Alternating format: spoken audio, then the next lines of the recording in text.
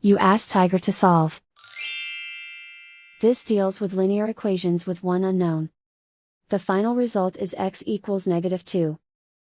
Let's solve it step by step. Simplify the expression. Expand the parentheses.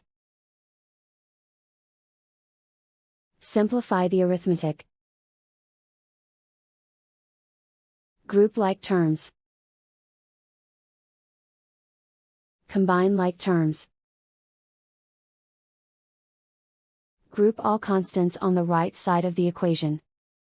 Add 30 to both sides. Simplify the arithmetic.